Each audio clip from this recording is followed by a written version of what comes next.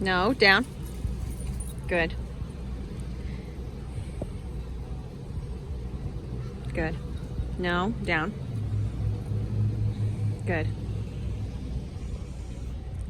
Heavy panting. So I pull the leash out. No, down.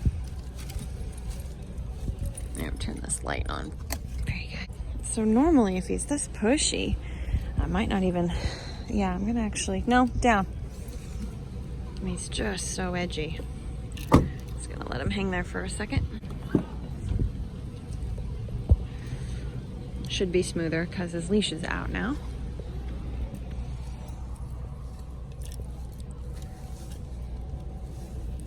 No. So even that tiny bit of intent, that movement forward, that anticipation has to be a no and a tap.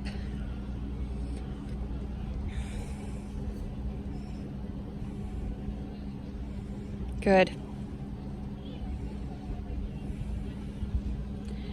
I think I'm gonna close the door again.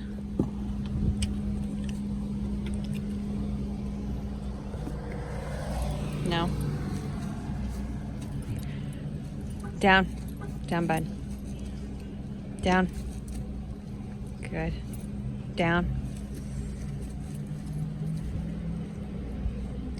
He's trying to settle his face down. Like, that's what he's trying to do. He's trying to disengage, but it's just so hard for him. So he's like making an effort, but he can't quite get all the way there.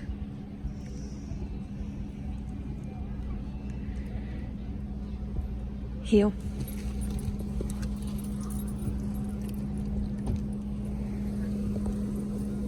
Sit. Good. It's just gonna hang here for a bit. Look at an open door, or just have it open. Sometimes I'll close it, open it back up. Sometimes I won't.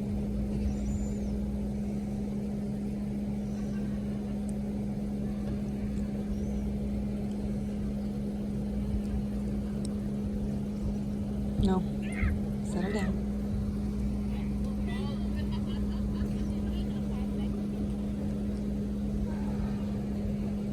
Grizzly. Grizzly, place. Good boy. Down. Good. Now we're just gonna do some patterning. Nice and slow. I'll keep the leash in my hand, but I'm gonna open my, no. I should have been higher on that, but I wasn't. I was only at like a 7.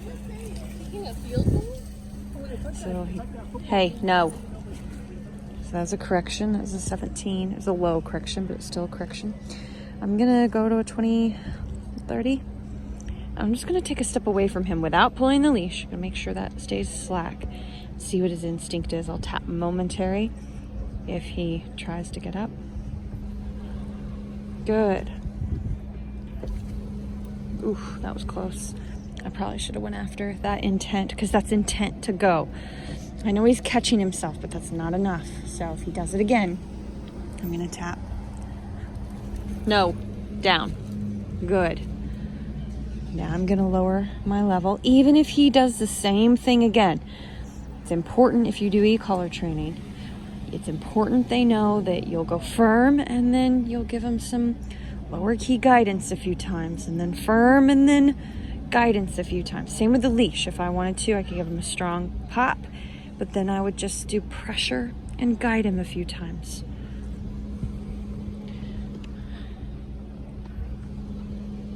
See, he's making a better choice. When I step away, he's tucking his head in. Good. Even that little, see that little motion of avoidance?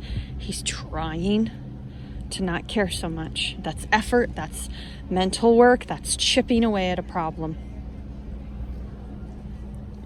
Heel.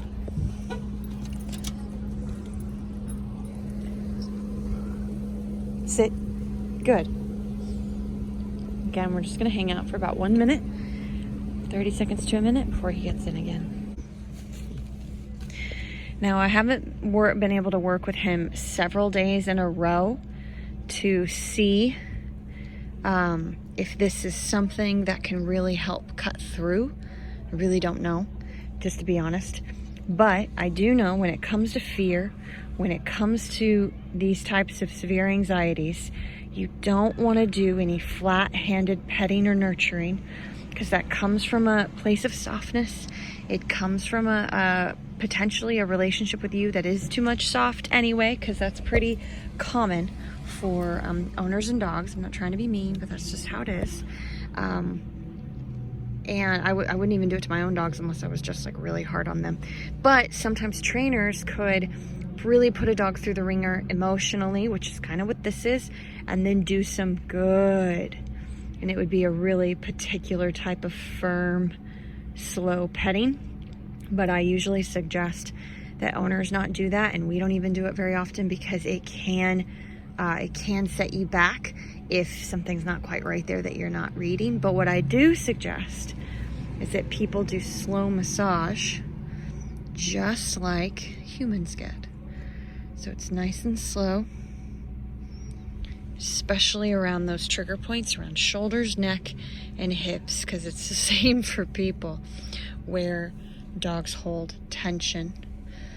And you can go through and do 30 seconds to a minute of that, and you'll only know how well it's helping long term if it's something that you do consecutively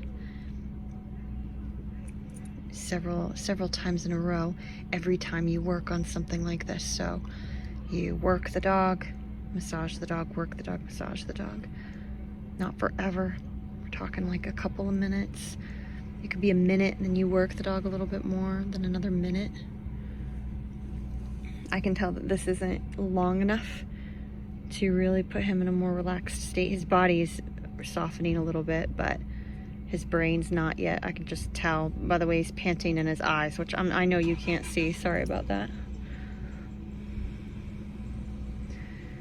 But we're just gonna go with this for a few minutes. I'll see if it changes how he exits or responds to me. It probably won't, because again, this tends to be a chipping away kind of thing. Fear is no joke. So I got him in a really nice relaxed state.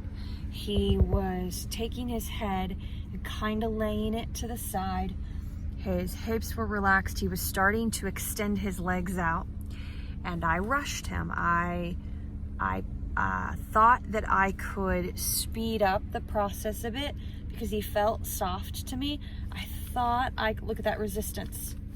There's resistance against me. See that? So I thought that I could get him to go over with just a little bit of pressure because he had gotten really soft. I was clearly wrong. It made him push back on me. That was a misjudgment on my part. I just thought that I could. I just thought that I could make him do it. And if I could make him go on his side even more than he already was offering me, we could get that much further faster. So the reason I'm telling you guys this is, does it mean I made some huge mistake? No, of course not. It's something that, yes, I made a mistake, but it's not the end of the world. It's something I'm going to learn from. So the next time I'm working with him, I keep that in mind about him. He's not a dog who's going to let me push this process faster. Whereas lots of dogs will. They'll let me. And because of that, they progress much faster because I challenge them and I push them into a little bit quicker. He's making it clear he is not ready for that yet. So here's the problem. What if I don't learn from that moment? And the next time I come out here and do this, we go through the same song and dance, I push him again, and he resists again and gets all tense again. Now that's the new cycle. My point is, listen to your dog. That's all. Make mistakes. That way you learn from them and you can listen to your dog. So anyway, that's the only reason I'm bringing this up, is because I want everybody to learn from what their dog is giving them. So he's not panting anymore. You guys see that? He's still kind of frantically looking around, but at least I'm not getting, oh, he put his head down, sort of, he's sniffing, but I'm not getting that heavy pant. So that's what the massage got me. So he'll still probably bolt out and there it is, and start to pant again because he's starting to anticipate we're gonna do this again.